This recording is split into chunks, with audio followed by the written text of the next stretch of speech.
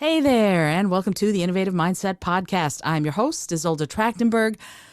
So happy that you're here. We are really excited to be talking about this week's chapter. I am with Alan Fessenden, Megan Vasilis, and this week's guest host, Sergio Giovanni. I'm super excited to welcome you.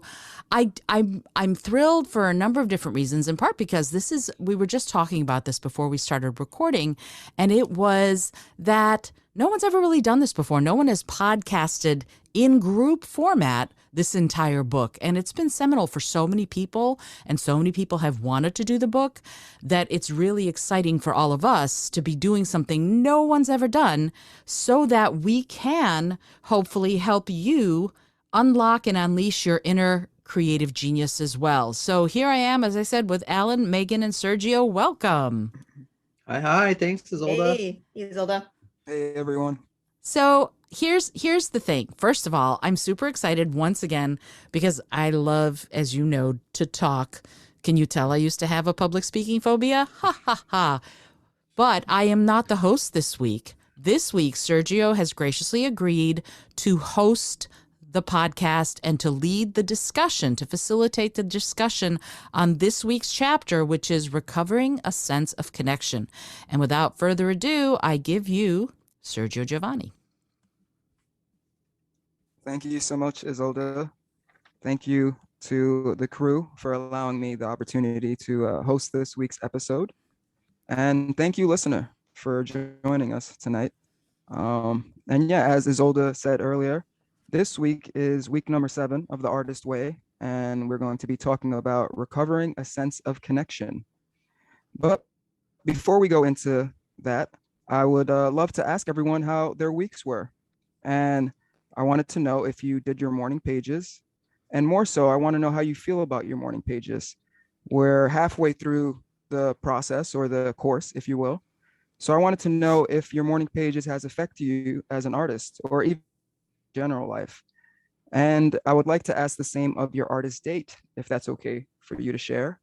Isolde, would you love to start us off? I would love to start us off. Thank you, Sergio. So my morning pages I've been doing since 1997, so some of the stuff has not changed very much. But one of the things that has happened over the last few weeks is that a lot of the things that I'd been sort of noodling around and not really having answers for have shown up as answers. Like, I have this project that I've been doing called Overheard, because I have this ridiculous memory that allows me to remember entire conversations from 30 years ago, and I'm also a shameless eavesdropper. So I have looked and looked and looked and thought about what I should do with it. And over the last couple of weeks in my morning pages, I went, wait, why is this not a play? This should be a play. And so this last week and a half, I've started writing the play, and it's taken over my brain. So there are those kinds of things. Plus, I realized for my website, as in my coaching and professional speaking life, I realized that I needed to do things to my website to make it more clear about what it is I'm trying to achieve and how I'm trying to help. And so I've been using my morning pages to sort of flesh that out. And so it's helping me in my sort of professional artistic life as an artist, but also my professional artistic life as a coach and as a professional speaker. And then last, one of the things that's happened is I'm doing a lot of podcasts as a guest right now. So I was just a guest on a podcast talking about future, like Isolde, you're a futurist. Let's see what you think about where the space race is going. And okay, let's do that. So some of that preparation is happening from there through that. And the same thing is happening with my Mindful Creative book. So there's a lot of stuff that's coming out in my morning pages that I'm sort of taking piecemeal and applying it to all of the different projects that I'm working on. As far as the artist date, my artist date was a little bit weird this time, in that it's not weird. Okay, it's not weird. It's just, Weird can be cool. Yeah, no. It's. I'm realizing that I did this a few weeks ago too. I went wandering the streets of New York. That was my artist date. I walked from essentially from Times Square down to Union Square, and just looked at the architecture, chatted with people as they were walking by, looked in at the shops and saw all of the cool, there's so many cool furniture shops and lamp and lighting shops. So I was just looking in shop windows, pressing my nose against the windows and seeing all of the different ideas that I now have. And one of the things that I realized, and this is a huge realization for me.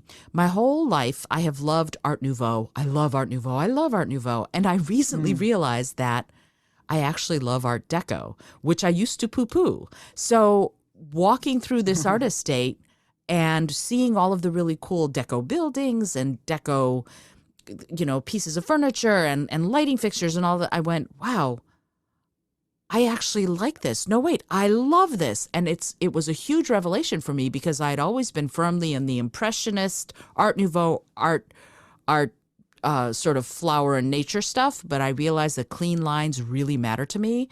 And that was a huge realization just this week that I had during my art estate. So there you go. It's been a seminal week for me, which considering I've been doing this since 1997, was huge. Megan, how about you? What were your thoughts about morning pages and how have they affected and impacted your life as well as your art estate? Well, last week, I only did them 4.5 days. And this week I managed to do it 6.5 days. And the difference between this week and last week was tremendous for me. It really just underscored how much the morning pages have really come to mean to me as a daily practice, not both for artistic reasons and just as mental health, self-care. I mean, just having this process in my life where every morning I sit down and the first thing I do is I write those pages. I felt very different on the days that I managed to do it, in contrast to the days that I didn't last week. So that was one thing I noticed. And for my art estate, this week, I've still been really uncomfortable going to a lot of places that aren't super necessary just because of the pandemic. But this year, I finally decided this week, I find time just is all collapsing into a vortex. Anyway, this week, I decided that I was going to take myself to a bookstore and actually browse around and get myself a coffee, kind of the way I used to. This is one of my favorite, solo date things that I would do even before the pandemic. And I haven't really done it at all since really March of 2020. And when I did that, it was just so healing in a way I can't even describe, just getting to be alone in this space, breathing in the smell of all the books and just walking around, looking at things, getting to spend as long as I wanted there, not having anyone be like, oh, when are we leaving? Why are you going over into that section? Just having total freedom in a bookstore was just a totally magical experience. And that's awesome. So yeah, that was my week. It was pretty great. I was very happy to get to experience that again. Amazing. That's really great to hear. Alan, how about you? So regarding the morning pages, yes, I've done them. I've been thinking about how I do them, and I think I get to them when I get to them, and sometimes it's after I walk Thea and after I eat or have a coffee. There's different preambles. If I'm not talking about my dog once a podcast, does she even exist? I don't know. Exactly. But they're definitely bringing ideas to me. The other day I wrote something. I was like, I think I need to make a club.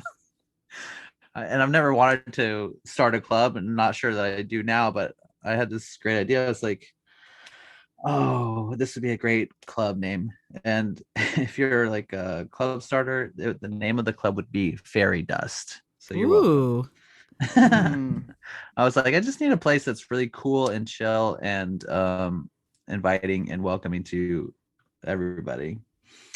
But I don't know what I would do with the club. So I don't. So you have to forgive me. I'm very tired. I have not had a lot of work, or I haven't been working all the time, and then so I get a lot of time off. And now today was just a busy day. So and now this whole week I'm just stressed out about it because I was like, please send me money, universe. And universe is like, all at once. It's like, Oh no. yeah, please, all at once. I guess I'll work for it.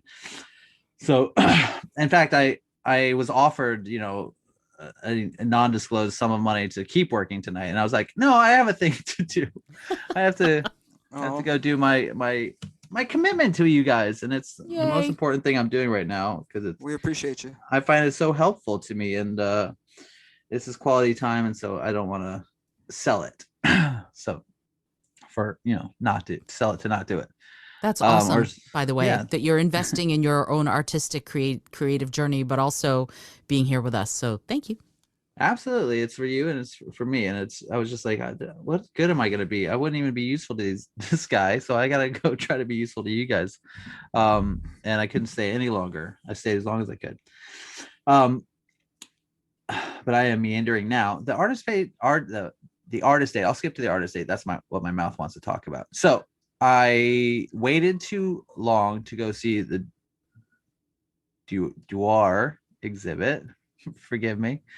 And it was at Brooklyn Museum. I wanted to go see it, and I had heard it was good, and I was like, let me go see these dresses. And I'm not a huge fashion person. Well, let's just see. I work in fashion. I have worked in fashion, but to me, this is not something I would have normally been like, yeah, I want to do it. But lately, I was like, oh, I would absolutely go see that. I want to see these dresses and see get more insight into this world, and I kind of like as older you're saying about like just learning what new things that you like. I'm like, oh, what is it about fashion that I'm drawn to? What is it that fashion does, and what is that communication with the world? So I thought, oh, I'll go see that, and I went on Sunday morning. It was the last day of the exhibit, and I thought, they said that they give out tickets the day of. They were sold out online, but there's like always available tickets the day of. And I was like, let me go see if I can get to this. And I was a huge line when I got there, and there was like two crazy lines. Nobody knew where anyone was going, and I was like, this is not look hopeful. And then I was just like, well, I'll wait in line and I'll do it. And I created a backup plan while I was waiting in line. But while I was in line, I was like, I hate lines usually, and I never wait online. But this is kind of like a cool experience to just be like waiting for something and not having to do anything else. And just with this hope of like going to see some art. And you're with a bunch of people, and you can either like tune into them or tune them out. It's it's their choice, it's your choice, and you have this sort of opportunity to be in a space where a bunch of other people are also congregating that kind of want to do the same thing. So you have that in common with them, but also they're just doing their own thing, and you can just do your own thing. And it was really beautiful. And then at some point, the guy came out and said, there's no more tickets to Dewar. So if you're here for Dewar, that's it. And I was like, damn. And I was like, I guess I could go see Warhol again, or just go through the museum. But I had already made a backup plan, and that was to go to a comic book store. And so I thought you guys would like that. So I did a big build up because I know Megan and Sergio are comic book enthusiasts. And I went to Anyone Comics. I think it's called Anyone Comics in Brooklyn. It's like a tiny little hole in the wall place. I walked in, and there was a woman behind the counter eating a bagel, and she apologized immediately to me. And I was like, no worries, eat your bagel. She was sitting next to another woman, and I just looked around. It's like maybe, I don't know, 10 feet, 20 feet wide. So not a huge space. Intimate. Very intimate. Yeah. And there was like a few people gathered in the very few pockets of the corners that there were in that store. There were just people gathered and stuff. And I was like so intimidated. I felt like such a like out of place. I was like, I don't know what I like. I don't know what to look at, and I haven't bought comics in absolutely years. I don't know who's doing stuff. I just felt just so disconnected and intimidated. And I was like, you know what? I'll do the thing I do at a restaurant. I'll just ask somebody else's opinion. And so I saw this guy. He was like walking around the store, and it seemed like he was working. So I was like, are you working here? He's like, yeah. I was like, cool. I saw you paying attention to the comic books, and he was like, yeah. And then his name was Thad, and he was very sweet, and I think his name is Thad. Hmm. It's a longer name, but he told me I could just call him Thad, and I hope that I remembered it correctly. But he was very nice, very sweet, and we were both wearing masks, so not a lot of facial, communications. Mhm. But I was trying to explain to him, like, I liked comic books. I liked those action heroes and stuff like that, but I was also like looking for some new entryway, and he pointed out a few things. I got a new Batman that's like the second issue of a new storyline, and I haven't actually read that yet. And I got this, he suggested this comic book Bitter Root, which is about takes place in Harlem. It's like a steampunk type. It's a great comic. You read it? Yeah, it was great. Oh, read I the love whole- Bitterroot. It's so good. Yeah, Bitter Root's a great series. Oh, cool. I'm looking forward to more of it. It was so interesting. And then I have Stray Dogs was the other one I bought. Yes. Yes. Which I haven't read. But I was like, okay, I was like, I bought some stuff. I also saw that they had Catan there, and I was like, this is a game that I play all the time on my freaking iPad. That is another, like, I waste time doing it, but I always have fun, and I used to play it all the time, but I was like, I need to get myself another set and play with people again, because it's been a long time. But that's another story. So then I was like, okay, well, I left, I bought my books, and I was like, oh, is that enough for an artist date? And so I was like, let me go home. Or I went to look for a coffee shop around there. There's nothing. So I rode my bike home, and I didn't go all the way home. I stopped at the coffee shop nearby, and I sat and I read my comic book. I read Bitter Root from front to back, except I got to read some of the notes still, but there's a lot of good information in there. And it just took me on a little journey, and I was like, cool, this is so fun. And it was like, escape. yeah, it is an escape. And it was really like their style of writing was like unfamiliar. Like, it just throws you into the middle of it, unless there's some setup that I missed. But I was just like, whoa, this is really it just jumps, and you just have to like fill in those gaps for yourself a lot of times. And I was just like, this is cool. This is a cool form of storytelling. And I like that I can pick up on the story without having it spoon fed to me almost, and without seeing every action shot like you do in some comics. They weren't like wasting pages and pages just to be like every punch. You're just like, whoa, I guess I just did a melee because everything's done now. But I really had a great time. I loved it, and I'm looking forward to exploring that world a little more. And I think, as far as your question about how it's affected my life, it's just like pushing me to do things that I have been reticent to do, especially since the pandemic has made me sort of a shut-in, and I wasn't always a shut-in, and I'm sort of like breaking out of that pattern now. So I hope I haven't put anyone to sleep with my comic book story, but that's me. Sergio, how is your morning pages? How is your artist date, and how are they affecting your life, if so? And if not, are you mad about it? What's going on? No, I'm not mad. Before I go into that, I would love to just comment on a few of the things I've heard. Alan, that's so amazing that you went to a comic book store. It's like you knew I would be hosting this week's episode. I did. Oh, did I cut you off? Uh-oh. Oh, no. Sergio? Dun, dun. Well, it looks like Sergio may have frozen. So let us continue while Sergio drops back off and comes back on, and we will.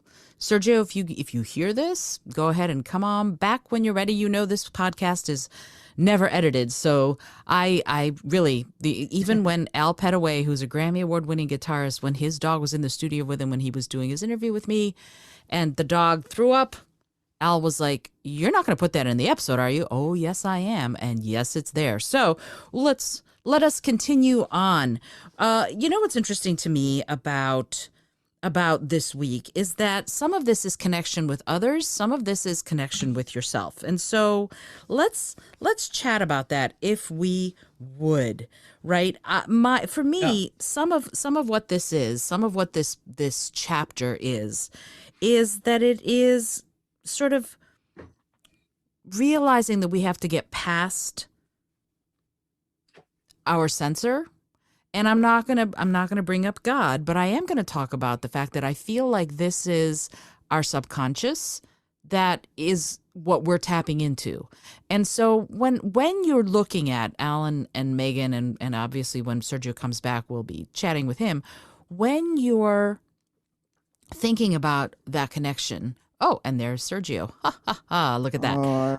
I apologize. That is okay. So what we were starting to talk about, and I would love to chat about it after, was the notion of making that connection with your subconscious in order to seek and find inspiration. But please, Sergio, go ahead and get back to what you were saying, which was all about being super pumped that Alan had gone to a comic book store for his artist date.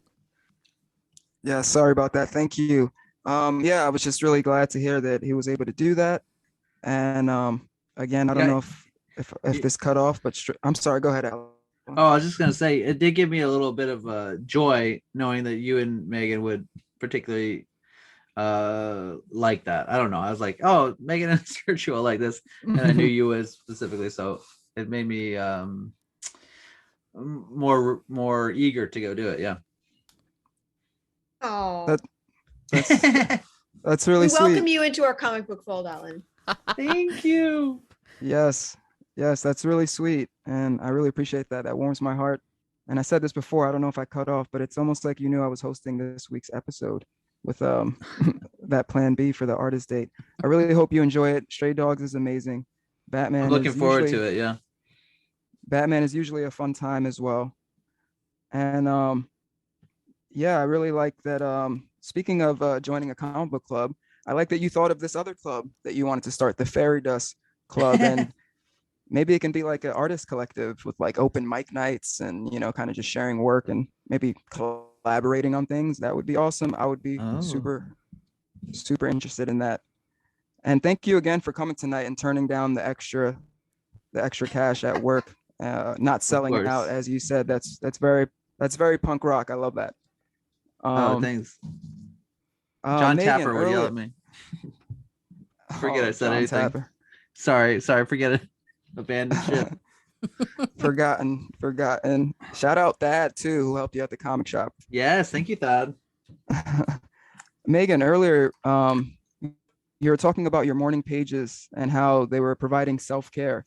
And I just really wanted to say that I'm really happy to hear that. And I'm also a big fan of bookstores.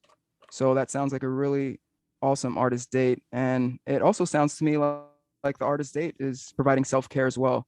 So that's really great to hear. Yeah, awesome. Thank you. Isolde, I love that decades later, the morning pages and these artist dates are still affecting you so much, and that you're able to come up with these new ideas or reinvest in ideas that you've had in the past, and like revamping the web page or working on the play. And I also love that it gave you your artist date that is a new appreciation for Art Deco as you were exploring the city. That's really awesome. Oh, thank you. Yeah, it was awesome. And per your comment of Fairy Dust, the artist collective, back at Maryland, or in Maryland, I used to host a weekly salon that was very much people presenting their art that they were working on and getting and receiving feedback. And it could be any kind of art, dance, music, writing, whatever, didn't matter. And so, Alan, if you decide you want to start that up, count me in as a member. I will totally love to be a part of something like that. So there you go. Sorry, nice. Sergio, keep going. No, of course, yes. I assume that we would all be joining the collective if that was a thing, even helping with it, right? Supporting and all that. For sure. Stuff. Yes, absolutely. So before we move on, I'm gonna talk real quick about my morning pages and artist date. I did 6 pages this week. Yes. Which, although I didn't do 7, I still feel good about. Thank you, Alan. Appreciate you. Mm-hmm. And as much as I might have sounded like I was complaining in the past about morning pages, I do feel compelled to do them. And I honestly regret it when I don't get to do it. With that being said, I'm not sure if it's really changed too much of or at least dramatically, as far as my creative efforts. And my artist date, I went to the local library, which was also a part of task 3, where she asked you to go to a sacred place. Um, and it was awesome. I love going to libraries. I haven't been to one in forever, and it felt serene and exciting all at once, which is something I love about that kind of space. And yeah, I'm definitely thinking about hitting the New York Public Library next time, like Isolde Yay. has done a few times, because that's definitely one of my favorite spots. So yeah, that was my artist date, my morning pages. And the thing about artist dates affecting my life, I do feel like I feel like artist dates was something I was already doing. So it doesn't feel that different, but maybe I should try doing things that I don't usually do, or trying new things out. So I'm going to take that into account and try and be mindful of that with the rest of this process. Before we move on, Isolde, you had a question before that you the crew started talking about. Well, we hadn't actually started talking about it, but we were sort of starting to explore the notion of where inspiration comes from, where that sense of connection comes from. And I was saying that for me, that it's your subconscious, that, paying attention and imagining and sort of knowing or learning or hearing that inspiration comes from your subconscious rather than your conscious. So all the stuff your conscious mind takes in, it sort of sends back to your subconscious, and then the stuff that comes up as inspiration, to me, it's for me, it's I think I've mentioned, is the librarian who lives in your head, Edna Mode. She lives in my head, and whenever I need information, whenever I need ideas, whenever I don't know what the next step is, I send it back to her, and up bubbles the inspiration or the answer or the idea or whatever just a little while later. And to me, that's my subconscious. So what I was positing and what I was raising up with the rest of the group was, where do you believe that sense of inspiration, that sense of connection actually comes from? That's what what I had been starting to discuss, but we can totally talk about it talk about it in some other order. Well, if I can jump in here, if that's okay, Sergio. Of course, yeah. But Please do. no, because you just reminded me. I was thinking about the morning pages and how I relate to them. And recently, I've been thinking. And this is what I wanted to say earlier, but I forgot that. Let's see if I don't forget now. I think I've been starting to think about it as really like how I listen to myself and how I sort of converse with myself and open up a channel to really check in with myself, which is not something I've always done, and something I've probably neglected, and it's just sort of like making me think a little bit about how I think and what I think. So it's helpful to check in like where my mind goes and what it wants and what it's not satisfied with, I guess, or whatever. And it's helpful to just sort of like feel like my mind, the clarity of my mind coming back and feeling like I'm more connected to myself. And I think that's what you're sort of talking about, Isolde. And you're sort of, and like that's where like my inspiration is coming from. Yeah, like checking in with what I want to be doing, or like thinking that I can do things that may seem dumb or ludicrous, or you guys have already blown out an idea that I thought was like ridiculous, and I only dropped it so I could leave it. And you guys are like, here it is again. And I was like, okay, fairy dust, you gotcha. Okay. We're there for you. This will be awesome. But yeah, exciting. All right. But that's my that's take amazing. on it. Thank you. That's really great. I'm really happy to hear that the morning pages have had such a large effect. And as far as connection, I feel like it does come from the subconscious.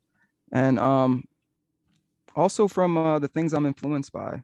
So the music I listen to, the films I watch, the podcasts I listen to, the people I do podcasts with, they all influence, I think, my art, and I feel connected to all of that in a way. And I feel like I'm more connected to it when I can create art myself, if that makes sense. How about you, Megan? Yeah, I agree. I think for me, and this chapter really kind of underscored that to me in a really interesting way. I think that it's always been really easy for me to kind of attribute that sense of inspiration and even creative output to I guess only my own subconscious. And I think to a degree that is where I see it coming from. But all the things in my subconscious have to come from somewhere. And I think what the artist dates have done is sort of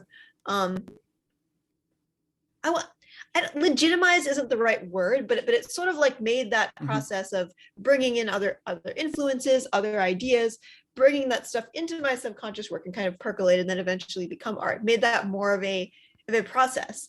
And that's why I think that the artist dates, especially, I mean, also morning pages, but for me, the artist dates have been so important in terms of just making sure that I actually do them every week when I say I'm going to, because when I do, I feel both like I've given my brain kind of a break, and also that I have more inspiration in the bank. You know, I have more outside influences that I've let myself experience, more time that I've let myself spend outside of my routines. I think I'm definitely someone who tends to get really I mean, I can't function if my to-do list gets disrupted. You know, I have to function on like a really specific like order of activities throughout the day. So for me, an opportunity to kind of step outside of that in a controlled way that isn't going to disrupt all of my goals and plans, that's really really useful to me. So that's something huge that I think I've been getting that out of it all along, but I could just kind of had that realization this week while I was reading this chapter. Yeah, that sounds monumental, and I understand that routine can be comfortable, right? But I'm glad that you're allowing yourself to break from routine and try these new things. That's really great, Megan. Okay, so moving on. Is that all right if we move on? Of course. Yeah, definitely. Awesome. So, as we started talking about, this week is all about recovering a sense of connection, which I feel like we establish is very important. And it's funny, I was really nervous, still nervous about hosting this week's episode, but the crew, being the awesome supporters that they are, explained to me that I would do a great job because I was a great listener. So it's only fitting that the first part of this week's chapter has to do with just that. So that's what I'd like to talk about first, is listening. I think listening, and I mean really listening, is very important, vital even. In the book, Julia, or Miss Cameron rather, equates listening to being engaged in your art. Instead of thinking something up, we should be getting something down. Instead of reaching for inventions, we should be in the moment, engaged in listening. She uses an expression, the brush takes the next stroke, in regards to the painter who begins with a plan but soon surrenders to the painting's own plans. She even says that we are more a conduit than the creator. Excuse me, we are more a conduit than the creator of what we express. So what I want to know is what you guys, what the crew thinks of all of this. She compares this to listening. She compares listening to tapping into our creative wells, and also to radio waves and tuning into the right frequency. How do you all feel about listening in regards to where and how your art is conceived or created, rather? Megan, would you like to start us off?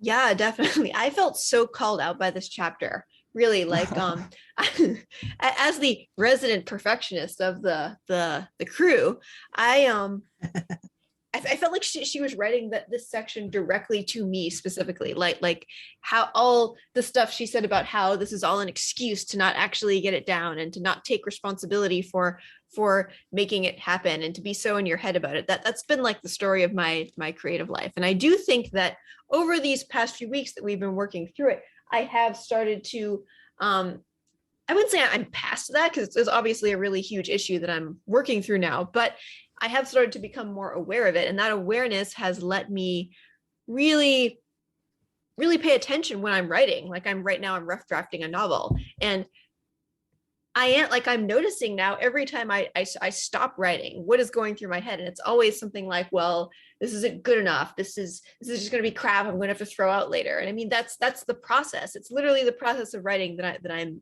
resisting. And when I can just let myself tune into the conduit, I guess, the whatever is coming from my subconscious, my rough draft is actually cleaner, like when I'm not constantly fighting against my own resistance, the natural voice that comes out of me is better. It doesn't sound like I dragged it out of my brain like a root canal. It feels more natural. I mean, I wouldn't say that my rough draft is it's not great. Obviously, it's not something that I would present as a finished draft, but it feels more natural. It feels like editable and fixable in a way that not a lot of my rough drafts have always felt in the past. I've always felt like I needed to spend more time fixing it, or that the story was just fundamentally broken. It's really just a total realignment. I think that really is part of this process. And that's been really huge for me this week. How about you, Alan? Yeah, I mean, I definitely felt I was gonna say seen or attacked by this chapter with her that feeling of like destroying something before you even make it, and I like going over line by line just to get it worse than it was before. And I was like, but I was like, it was helpful to me. It's kind of freeing, and I love the idea of listening to the work, and that really resonated with me because, again, when we used to improvise, you have to like be there in the moment and responding to what's happening. You can't really plan too much, and if you do, it ends up falling flat. And I know when I write, it's so frustrating because you come to the page with a certain idea of what you're going to write, and then what starts coming out is like not that, or it's like not quite what you were envisioning. And it's like, screw this. I might as well not write if I can't write the things that but then when you let yourself write what's coming out, it's like, oh, okay, this is what I need to write right now. And this is flowing. So why am I fighting what is happening so I can lament what isn't happening right in this moment? And it's like, this is still working towards the same goal, but you're just letting that take shape. And it was like kind of helpful for me because I thought I was almost done with my pilot, and then I was like looked up how long a pilot should be, and they want like 20 more pages, and I was like, damn. But also I was like, just write more stuff than I need, because trimming is easier than like creating. Cutting back is easier, but it's hard to be like, I'm super precious about things I write and things I create. It's like, whoo, I didn't even know that. I am though. I get really attached to how I envision it and how I see it going, and so it's hard to let it go when I feel like I'm not in control or creating that thing that I really wanted. I don't know if that makes sense, but hopefully it does. And so what you're saying, Megan, makes total sense to me. Just that freedom to let yourself write without trying to drive it too much. But speaking of drivers, Isolde, how do you feel about this? I appreciate everything you all are saying, and to me, this part of the chapter, in my book Speak From Within, I devote a healthy amount of it to listening, because we spend a lot of our time, quote, listening, unquote, just waiting to respond. We're just like, okay, when's it going to be my turn? And so if I really put myself into an attitude of receiving when someone is communicating with me, it changes the entire environment. It changes the entire flavor of our interaction. So when I'm looking to receive what I'm gonna write next, or what I'm gonna sing next, or what I'm gonna create next, or whatever, it's about being mindful to me. It's about sort of being in that place of being receptive. So much of this is, it's how I did Overheard, right? Being receptive to the things going on around me, putting away my phone and just watching people. All of that informs and inspires me directly with Overheard, but also I've put things that I've seen and witnessed in my books, right? So that's part of it. But the other part, and this is sort of piggybacking a little bit on what Megan said, I have this plan for every book that I write. And within the first few pages, the plan kind of goes out the window because the characters start taking on lives of their own. And I realize that things are going to be very different than what I thought they were going to be. My job at some point becomes to listen to what the characters are trying to tell me and to see whether or not I am being true and they are being true to who they are. Right? Because some of this is, a lot of it is, it's about authenticity. Am I being authentic to who I'm creating? If I am, great. If I'm not, I need to go back to the drawing board. So I check in with myself whenever I'm doing anything like this and saying, am I listening well? Am I paying enough attention? Am I in a receptive, mindful place so that I can be aware when some of this stuff happens? And the last thing is, I run these workshops called Tell Your Story Better, teaching people how to tell stories, how to communicate, how to present in interviews, meetings, whatever. And a healthy chunk of what we talk about in these workshops is listening skills, because you don't know nearly as much about what to say until you know who your audience is, until you know who the people are, until you know what is actually happening. And you don't learn that by being the one to speak. You learn that by asking questions and really listening to the answers. So that is a lot of what I do. And then try and reflect back to who I heard, what I heard.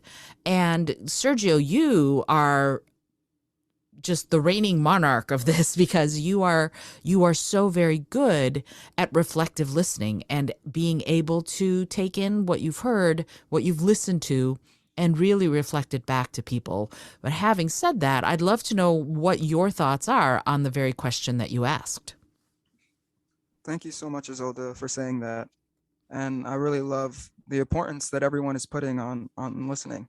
And I love, Isolde, that you said earlier that too many people are waiting to respond instead of actually listening. Mm. And that's very true. It's something I really, that frustrates me, when you're talking to someone and you start to bring up a story or an anecdote or whatever, and before you can even finish, they kind of make it about themselves. Mm. Yeah. I feel like that's such a rude thing to do. So I try my best not to ever do that. But thank you. And Alan, I can definitely see how the improv will sharpen those listening skills, right? All the reacting that you have to do and all the listening that's involved with that.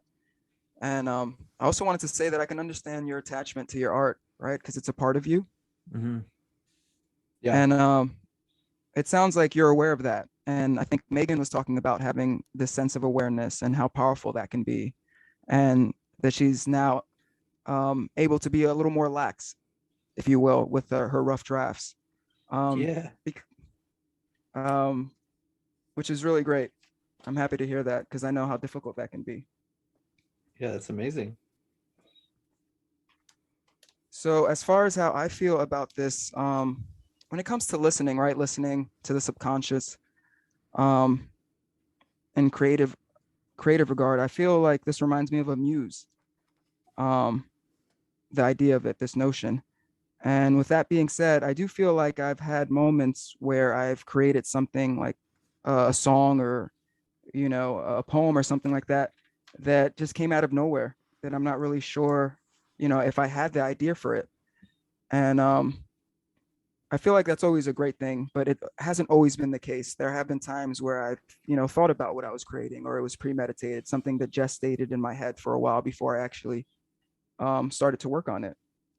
And then I can also relate with when you begin to work on something, how difficult that can be to finish said project without going over and trying to do rewrites or edits or changing the lyrics of a song and what have you.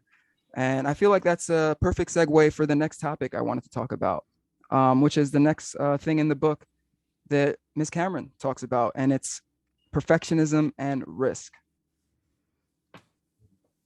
So Ms. Cameron says that perfectionism is a refusal to let yourself move ahead, a loop, an obsessive, debilitating closed system that causes you to get stuck in the details and lose sight of the whole.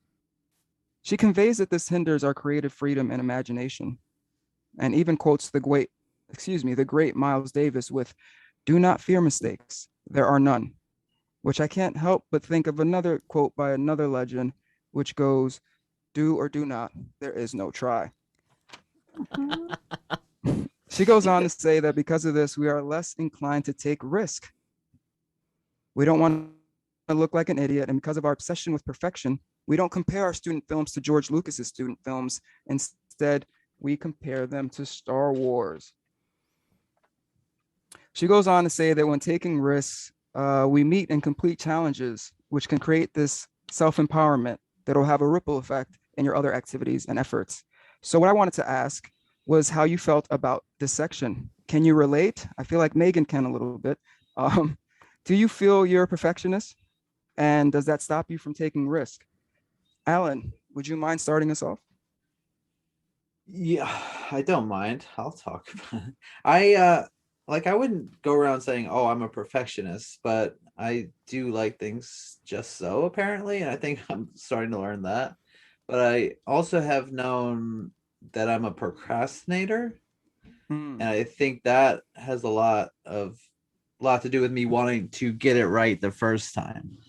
I don't I want to nail it every time, and I want just to be loved for whatever I put out.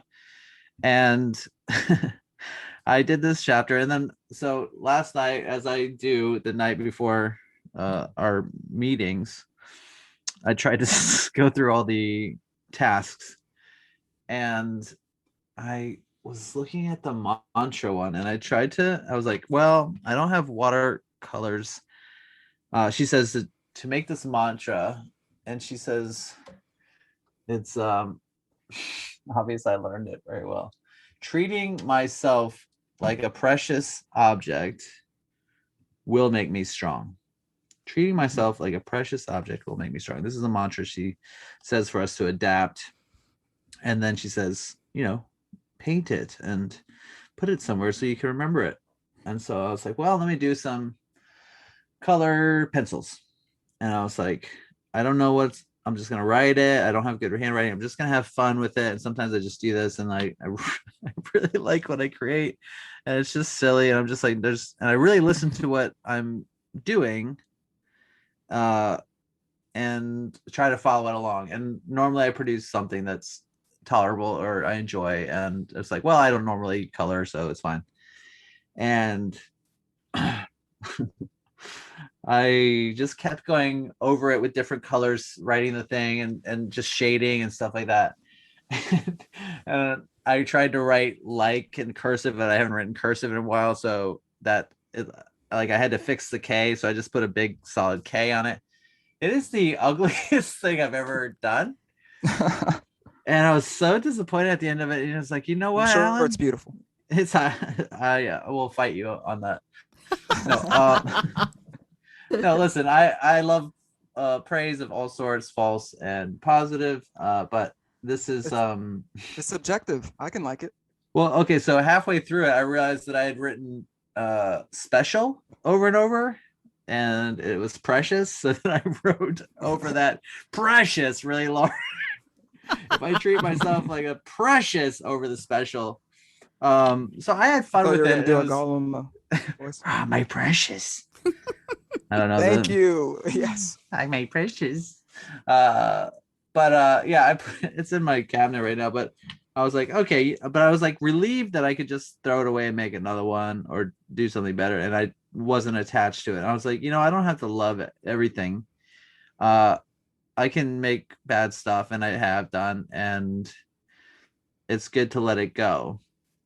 But I want to respond to something you said earlier, which is how a song comes to you or a poem, and you feel like, did I even do this? And there were moments when I was performing regularly where I would have such a great show that I felt guilty for enjoying it, because I just wanted to be like, did you guys see what happened? That was amazing. How did that happen? And I felt no real ownership over that moment. I just wanted to appreciate that moment. But it was hard to appreciate because I felt like I was just trying to seeking compliments, but I just wanted to be like, guys, it's just, and sometimes people got that, I think, because it is this, it can be like a little magical art form sometimes, and people get it. But I also always felt guilty trying to appreciate this thing that I felt like I was lucky to have been a part of, and not that I held ownership over in that way. I don't know if that makes sense. But let's go to who needs to talk. Megan? Sure, I can go. You need to talk? So, yes.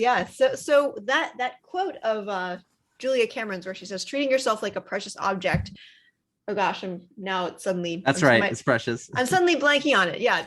Will make me strong. Will make me stronger. That was like an earth-shattering thing to read. Like, not that I've never heard anything like that before, but I think other perfectionists out there might relate to this. But like, for me, I come from both an immigrant family and from a family with a very strong, like, Puritan sense of work and work ethic. And the story is very much there. And I think both sides of my family, that if work isn't hard and painful, then it's not really work in some way.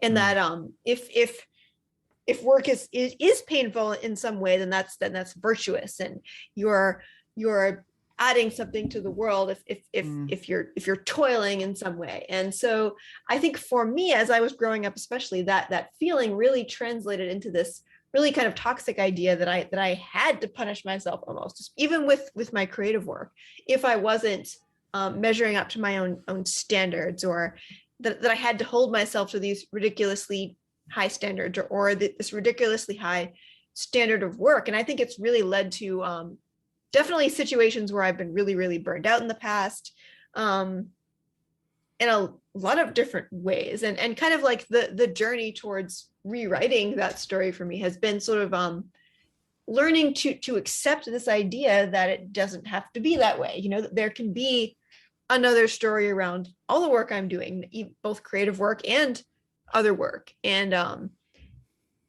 so just the fact that she made that really a cornerstone point of this chapter was it was really powerful for me. And I didn't design it beautifully like Alan did, but I wrote it a bunch of times in my morning pages just to kind of get used to that feeling and take ownership over it. And I felt like that it was powerful for me, definitely. How about you, Isolde? Wow. Okay. First of all, I just want to. Both my cats have managed to make it into the studio, so there's going to be cats jumping onto the computer, and anything might happen. So I'm just letting you know that. But then, Megan, specifically what you were saying. Yeah, I'm from an immigrant family too. I am an immigrant, and that entire, unless you are suffering, it's not really contributing, is just that much bullshit. Okay, got to put the explicit thing in, but it is something that's drummed into a lot of people, that notion of, unless you're suffering, it's not really work, and it can't possibly be good or good for you unless, that whole no pain, no gain thing. I'm a no pain, no pain person myself, but that's, that's just me. one of the things though that I think of when I think about all of this, first of all, when I originally read the book back in 97, I did create I changed the word precious because it was a little too Lord of the Rings. So I changed it to sacred. Treating myself like a sacred object will make me strong. And I had it all pretty with all the colors I love, your sky blues and your vivid purples and fuchsia and magenta and hot pink and whatever. And so that was really cool. And I had it up on my wall for a long time. And then I realized I don't have as much of an issue with it anymore. So I took it down when we left Maryland and moved to New York City. I took it down and I never put it back up. Instead, I have something else up, and I'm going to want to quote it to you in a minute. But the thing that I wanted to sort of mention, that whole notion of perfectionism and like you said, Sergio, comparing, you compare George Lucas's, you compare your movies to Star Wars, not to his student projects. It's hard because his master's thesis was THX 1138, and that's a brilliant movie. So comparing yourself to Lucas as anything can be a challenge. But I think the point for me is not let me compare myself to Lucas or Sofia Coppola or whoever.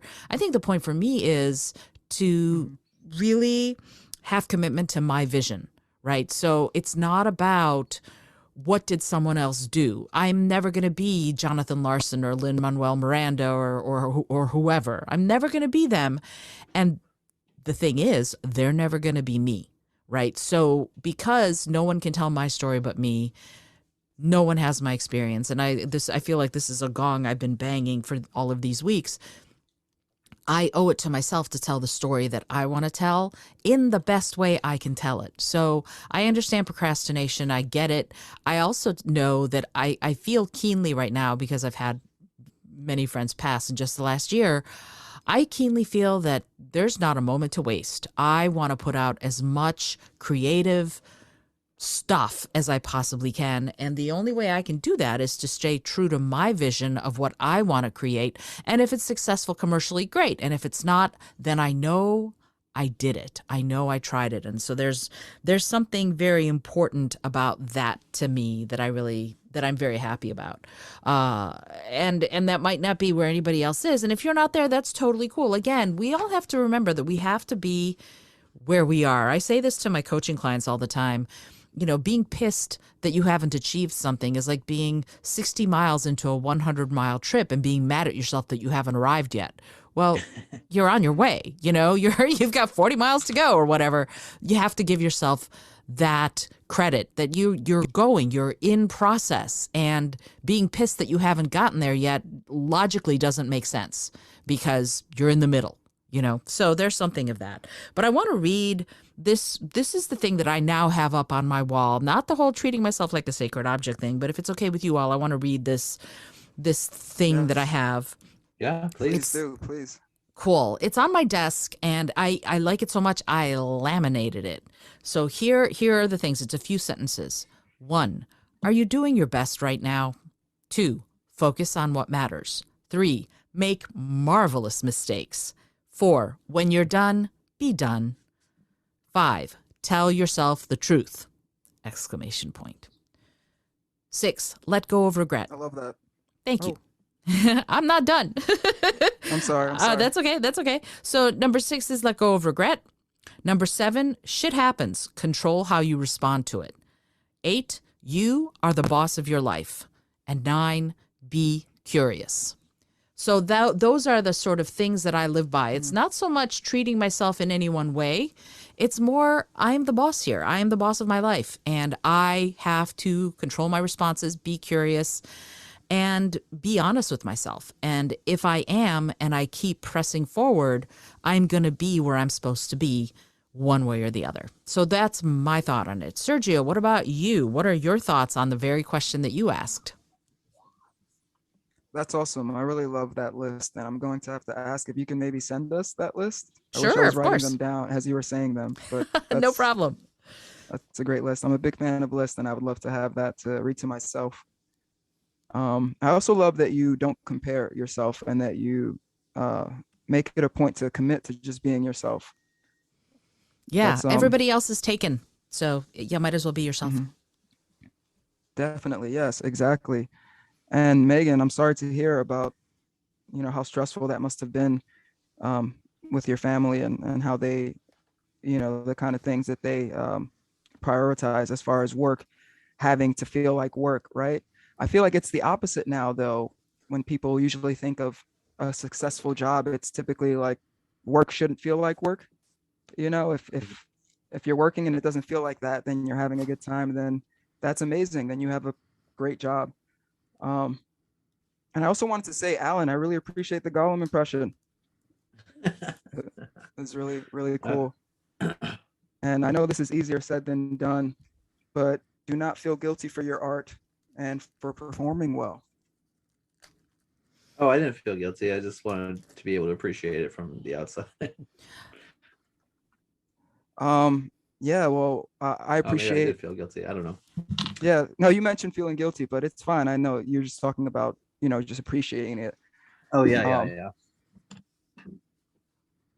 So yeah, for me, as far as how I feel about this topic that I brought up, I don't think I'm a perfectionist in general, but I have expressed in the past that I do have trouble when I write something, a scene or a new short story. Instead of writing a handful of pages or just the whole first draft, I'll do maybe a page or sometimes less, and then I'll reread and rewrite. And I feel like that can definitely stifle the creative process. And I'm trying to get better with that. And I'm trying to get better with taking risk, appropriate risk. And I know that's also easier said than done. But as I've mentioned multiple times, yeah, it's really difficult for me. I do suffer from chronic anxiety, which can have me second guessing everything, essentially turning everything into a risk. And although it's difficult, I really do feel like if you just try, you might find that these risks are easier to tackle than previously imagined. Um, for example, I was nervous to join this group to do this podcast, and look what happened. Look what's happening. I'm forever grateful for that risk that I took this past summer, So are and we. I'm hopeful that everyone. Yeah. Definitely. Thank you so much. I'm hopeful that everyone can try and take more risk. And listener, I hope that you can take risk. And always remember, please, Isolde's always telling us this. It's okay to not be good at something. It's okay to suck at first. And also, please, listener, it's never too late. Yay! I just wanted to say that. That was awesome, Sergio. Thank you. You're awesome. You're all awesome. And before we move on, I would like to know more. I would like to hear more from you, listener, if that's okay. Ms. Cameron asked a question. So I would like, if you can give us some feedback, please let us know how we're doing, but also just let us know how the process has been going for you. And if you feel like it's actually affecting your daily life and your art. So if you can, please, all our information, our social information is in the description. You can get back to any of us, leave us a comment, and let us know, what would you do if you didn't have to do it perfectly? That's one of the questions she Ooh. asked, and it's I think it's a fun one to try and tackle and answer. So again, thank you so much for listening, and please let us know how we're doing, and let us know, more importantly, how you're doing. So moving on to the next topic we're going to speak about for a bit is the jealousy map. I wanted to talk a little bit about that.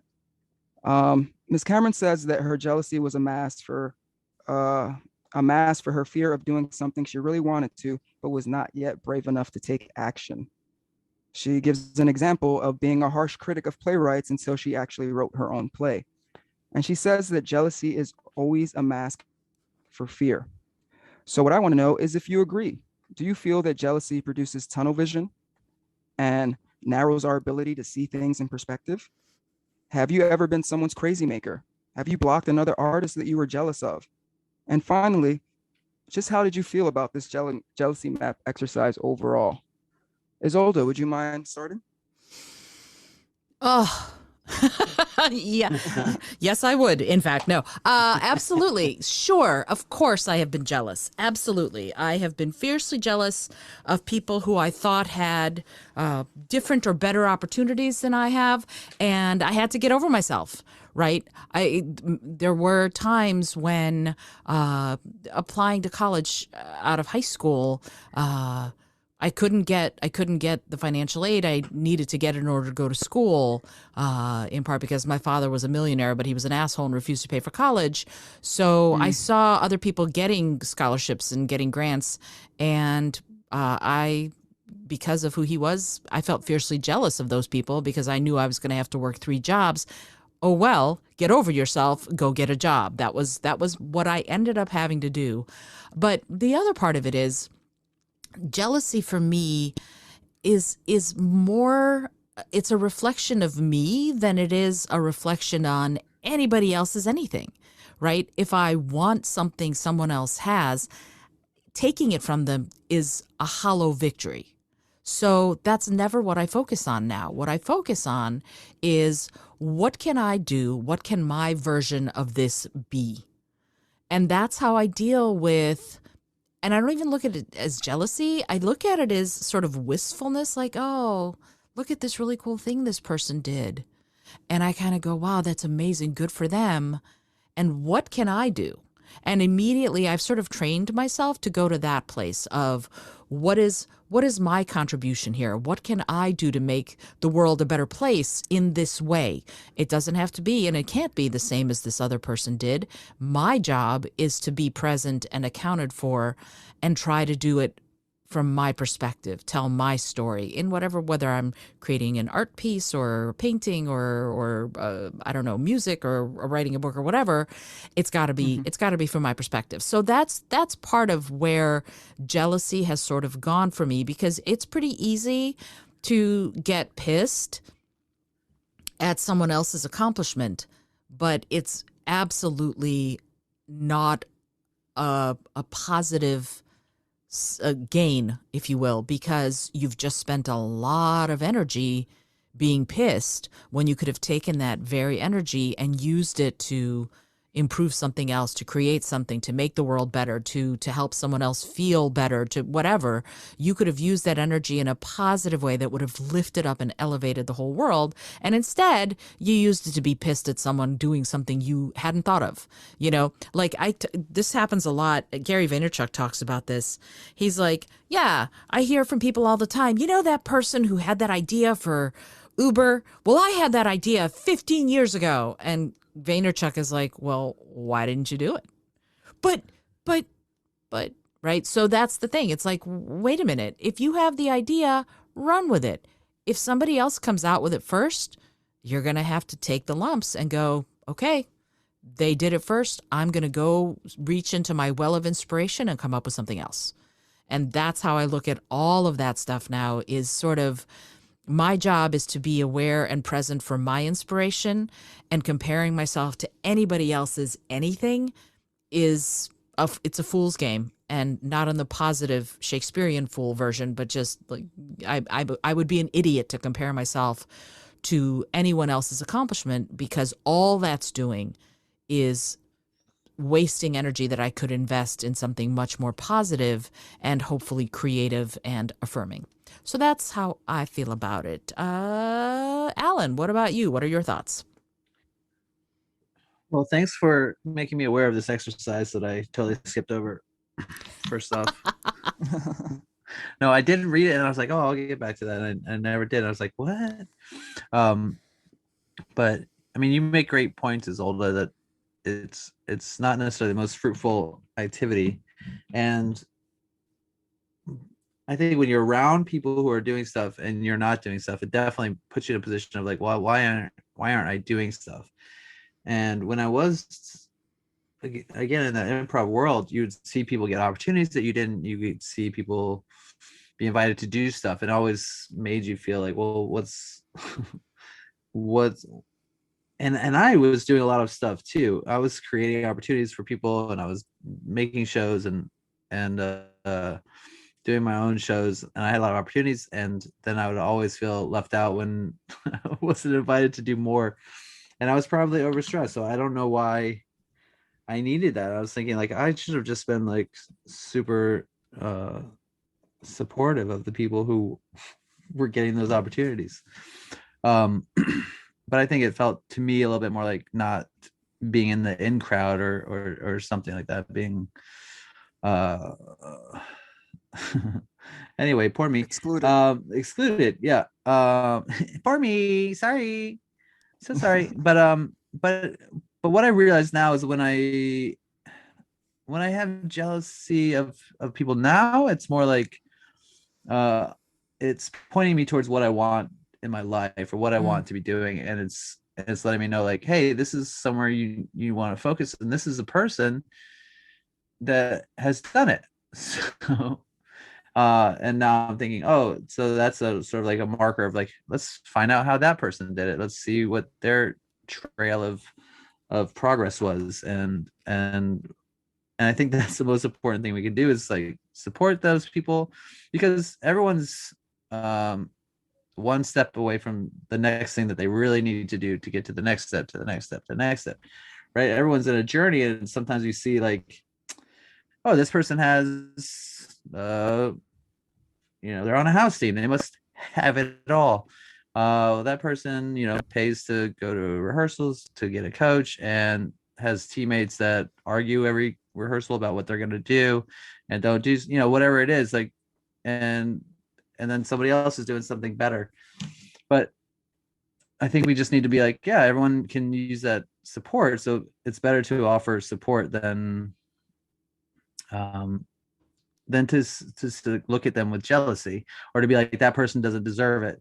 It doesn't matter what that person deserves. That person has that, is there like in this moment, right? Like this person has achieved something, and I'm not just talking about like generational wealth, but I'm just talking about like some artistic endeavor or something like that, and they've made this moment. And so like, how did they get there, and what can I do to do that? And lately I've been feeling like, oh, I should be like highlighting other people that I like, that I'm excited by, and it always feels weird to me, but I've been trying to be more proactive about that and celebrate the people that I'm inspired by. And if I haven't celebrated you guys, I will somewhere. If you're listening to this and you're like, why he never shares my stuff, well, I probably will. I'm just been shy. Don't be jealous of the other people who I have shared stuff. Just be excited for them. All right. Soapbox. I don't know. Jealousy is a weird emotion and a weird thing to deal with, but that's how I'm looking at it in this moment. And it's an evolving endeavor. Megan, how do you feel about jealousy? Are you jealous of how long I took? Go for it. Always. I'm always jealous of that. No, seriously. I this was a really thought-provoking exercise for me too, because when I did the jealousy map, and this was something I had never really thought about before in this context, but all of the things I actually wrote down drew a direct line to basically the things that I really want in life. So I do think that when that emotion comes up, I think in the future, I'll be more likely to just, instead of like stewing in that really intense feeling when it comes up, it will be easier for me to just think, well, what does this say about me? Like what lack do I have right now that I could find some other way to meet? Like I think Isolde said, like how can I create something that looks like this? Or she didn't say, she said it far more eloquently than me, but I was thinking about that when you said that, Isolde. Awesome. Yeah, like what could I create in my life that would speak to the need that this jealousy is displaying, kind of. And I think that even comes from, I think that can even speak to how when someone does get an opportunity that you don't get, like I think for me, sometimes that feeling really comes down to a fear, really, that maybe no matter how hard I work, I won't get to the same place. And so what I found was a really useful counter exercise to that idea is maybe I don't necessarily need to get to the exact place that they're in, maybe I could create something else that's equally good, that really is better suited to my gifts and talents. Maybe I don't necessarily have to be less ambitious than that person, but I can create something in my own image rather than just like pinning all of my hopes on like the one specific thing that this other person has that I don't have, whether that's an opportunity or just a beautiful piece of art. Do you mind if I say something real quick? Oh yeah, Is that sure. okay? Of course. Okay, so I think one of the things, listening to you speak, Megan, I'm like, yes, yes, yes, yes.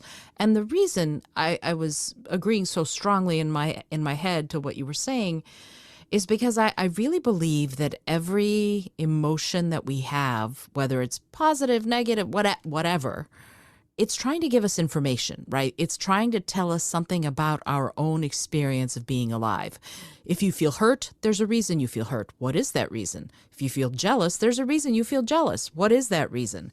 If you feel love, same thing, right? So knowing, becoming aware of what you're feeling while you're feeling it, or right after you felt it, I guess, is something that is full of juicy information that can inform who you are and how you're going to live your life and what you're going to create. And so some of what I really wanted to say that I didn't say is that it's part of your own unique human experience. No, yeah, I completely agree. Thank you, Isolde, for Yeah, that's sharing that. beautiful. I really Absolutely. like I really enjoyed earlier you said that jealousy or being jealous is a reflection of me, and that you're using that as a fuel to be more creative and to just produce or try and produce positive energy instead of negativity. And Alan, I'm sorry that you felt excluded, and I can totally see how that would lead to jealousy, but it's great that you're able to turn that into inspiration. Thank you. And what I'm hearing from you and Megan as well, it sounds like you're taking this emotion and turning it into a call to action, if that makes sense. Yeah, And that's what I'm trying to do. I think that's what Megan said. yeah, that's definitely my takeaway. That's awesome. And Megan, I love your counter exercise, which for me essentially turned the jealousy map into an inspiration map, which is great. Oh man, mic drop moment. That's perfect. Oh, thank you. No more technical difficulties on my end though, so I'm gonna leave the mic alone. And yeah, I'll share some of my thoughts. So I do feel that jealousy is an awful feeling. It's one of the worst feelings. But I'm happy to say that it's not something I typically feel for my fellow artists. I can't really think of someone who I'm jealous of, to be honest. At this point, there's definitely maybe moments that people have or that people share that I can feel jealous of, but not a whole person. I do like that she says, Miss Cameron, which I feel like is what the whole crew has been talking about. She mentions that we can learn to harness that fierce energy and use it on our own behalf as fuel to take initiative and the proper steps, if you will, towards a more verdant future, as she puts it. For sure.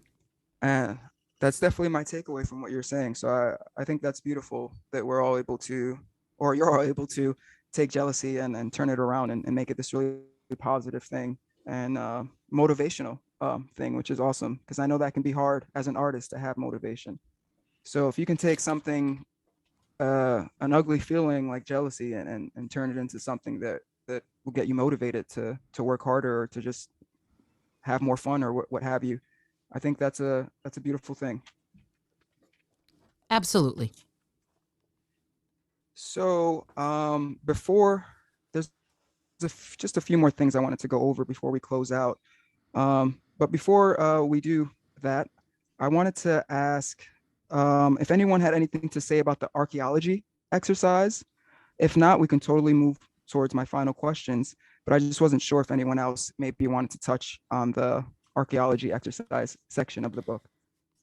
I would love to, actually, because in Please do. looking, thank you. In looking at this, because this copy of the book that I'm using is the copy that I originally had in 1997 when I first went through the book and I wrote in the book. And so things that I wrote 25 years ago, 35 years ago, how long is it? A long time ago, 1997. So 25 years ago, this is stuff that is interesting because now, how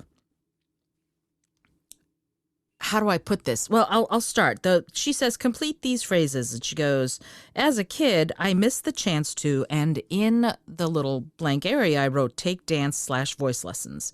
And then, as a kid, I lacked support from my parents about what I wanted to do creatively. Things like that, right? So here's the thing that, number 3 was as a kid, I could have used, and I put down acting classes. So this was before, that's not true. I actually had taken acting classes a lot in college.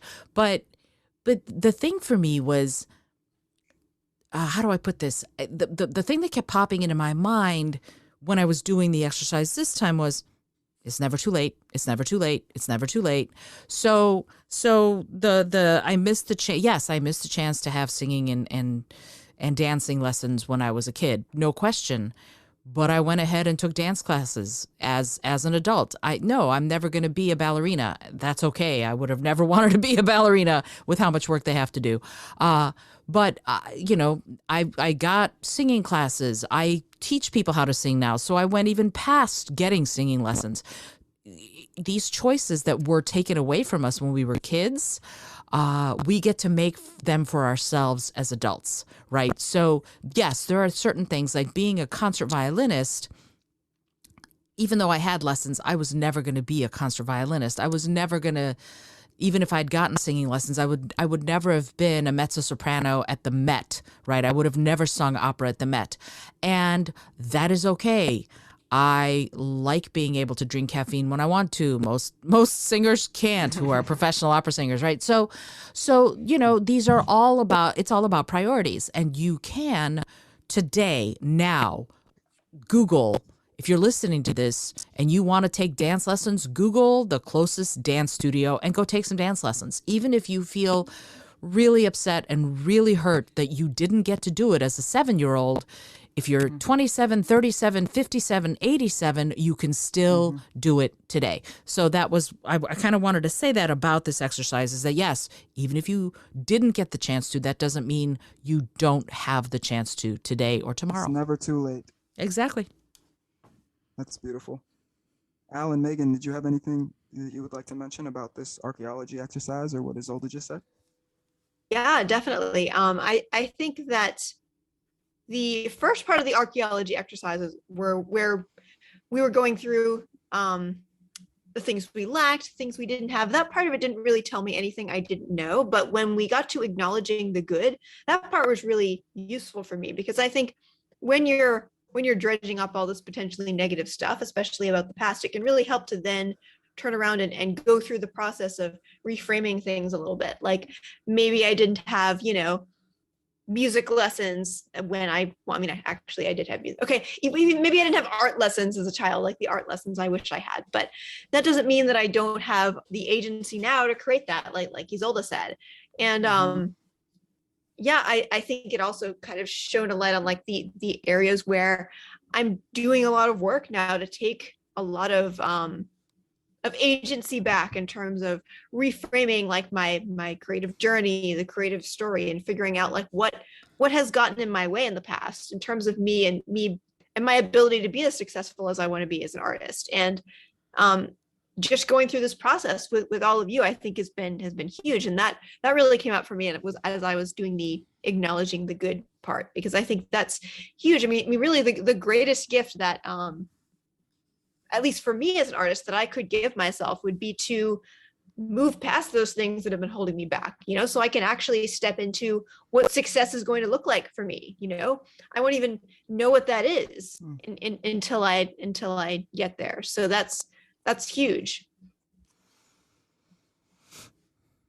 That sounded very empowering, Megan.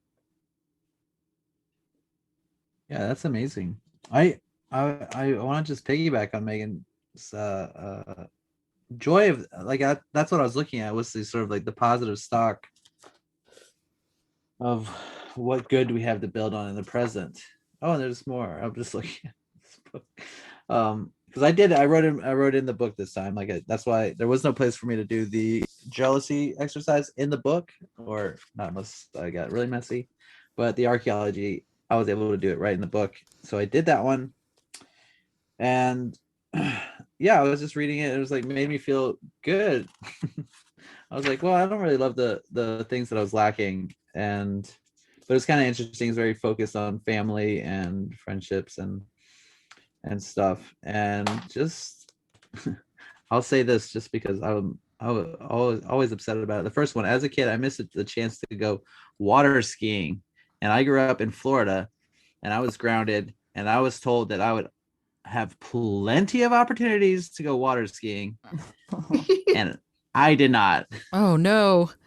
Oh my God, it's heartbreaking. So I've been like water dragging your pants off behind a boat, but I haven't really been water skiing. Okay, we have a mission. We're gonna have to get you water skiing, Alan. I would love it. I would also like to go snow skiing.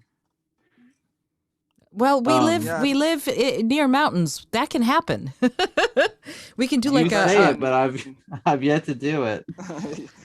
okay, next winter we'll make sure we do it. I'll be doing the bunny slopes because I'm a lousy skier, but I will go absolutely. Yes, please. And then sign me I'll up be too. there. I did like this, and I don't know why I said this, but I was just trying to write free flow, and I said, as a kid, this is number 7. As a kid, I needed more friendships, and I think because I had such a close family, I relied on them. There's 5 of us, so I relied on them a lot, and I definitely had friends growing up. But then I got to do number 1 and said, I have a loyal friend, and I named a few people, and I named my friend Jason from college. He's been one of my best friends, and he sometimes has notes. And my friend Scott from high school, who's always been there and just shows up to be like, hey bud, I love you, I hope you're doing well. you're kicking ass. And I'll be doing nothing. I'll be like, thanks Scott. Thanks so much. But I'll just give them a shout out. And it was nice to look at that and feel like, yeah, I have good stuff. And it was nice to focus on that. So I appreciate that archaeology exercise. Thanks for reminding me, Sergio. No problem. I'm sorry. Oh no, I was just trying to figure out where to go with it. So you To share. host away, my friend. Can Thank you. I Appreciate can I jump in one more sec? Of course. Is that okay? I mean, I don't okay. know. All right. So I said, take lessons. If you are still in the middle of gathering your funds, YouTube is your very best friend, right? Please remember that there are so many resources that are completely free for just about any kind of creative endeavor you want to try, that please don't let the lack of funds or pre-funds, I guess, stop you. If you want to try, Google, there's so many people giving away all sorts of really great lessons for free that you can get involved in and you can start, and everything from learning yoga to learning how to write screenplays, it's all out there. Please look for it. And also the library is your very best friend. Going to the library, they have all sorts of amazing resources. So money should not be an impediment to you being on your journey. And I just wanted to bring that up and say that. Sorry, Sergio, please continue. No need to apologize. And thank you for emphasizing that. Shout out to the library and to YouTube. Definitely a resource for all creatives out there. And also shout out to Jason and Scott for being such great supporters. I know how important that can be, Alan, Shout out, boys. to have them there for you. And I'm glad that you felt good after this exercise, Alan. And I've never been snowboarding myself, so I would love to hit the slopes if that's fine. If I don't do skiing, if I get a snowboard. Oh, I'd love to go snowboarding too. I'd probably be better at that, or maybe worse. I don't know. Only one way to find out, right? Exactly. Yeah, I feel like you and like Megan as well, the latter half of this exercise was definitely reassuring. The first part bummed me out a bit, asking the questions of what I'm sorry I will never see again, or about what I've lost. But the second set of questions definitely cheered me up. I felt like they were more positive in nature, and they really did put things in perspective, which I believe was her point. So I'm glad that it did the same for everyone else, it sounds like. Yeah. Absolutely. Okay, so before there's just a couple more things I'd like to talk about. And one of those things is the task. We've talked about them. Alan has mentioned doing the first task. Megan talked about it as well. I believe Isolde as well. And I just wanted to ask if there were any other tasks that maybe anyone would like to mention or talk about. Well, Alan. sure. Yeah, I'll just jump in. Listen, some of these are hard to do last minute, and the collage, and I wanted to do this one. I think I'll try to go back on it. But there's a collage. Just get a stack of at least 10 magazines, and I was like, what are magazines anymore? Do people have magazines, and where am I supposed to find these?